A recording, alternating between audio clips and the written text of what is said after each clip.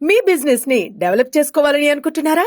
అయితే వెంటనే సంప్రదించవలసిన ఫోన్ నంబర్ 7729969299. గుండె బలం లేదు, అసలు ఎవ్వరికి ధైర్యం లేదు, బయటికి వెళ్తే వాళ్ళని వాళ్ళు కాపాడుకోలేకపోతున్నారు అని ఇప్పుడు మీరు అంటున్నారు కదా.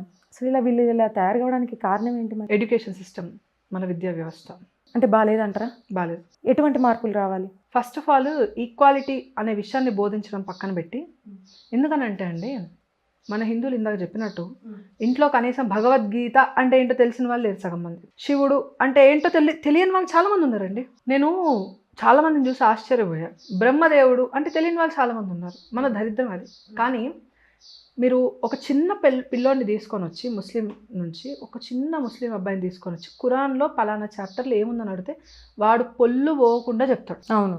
అంటే ఇక్కడ పరిస్థితి ఏంటి? వాళ్ళు స్కూల్కి వెళ్ళట్లేదా, వాళ్ళు ఈ ఎడ్యుకేషన్ ఫాలో అవ్వట్లేదంటే ఫాలో అవుతున్నారు. ఎట్ ద సేమ్ టైం వాళ్ళు వాళ్ళ ధర్మం గురించి కూడా ఒక నాలెడ్జ్ని వాళ్ళ దగ్గర ఉంచుకుంటున్నారు. కానీ మన వాళ్ళు అలా కాదు.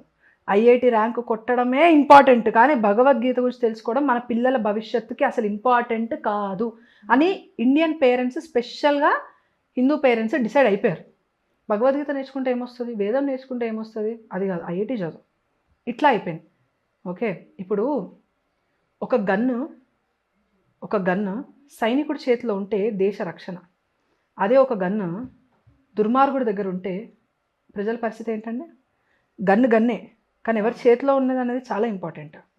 ఇది మనం అర్థం చేసుకోవాలి. ఎందుకు ఒక ఆర్మీ ఆఫీషియల్ అలా బిహేవ్ చేయగలుగుతున్నాడు, ఇంకొక వ్యక్తి దాన్ని వేరే అవసరాలకు వాడుతున్నాడు, బెదిరించడానికో చంపడానికో ఇంకో విధంగా ఎందుకు వాడుతున్నాడు అంటే ఎథిక్స్ లేకపోవడం, వాల్యూస్ నేర్పించకపోవడం.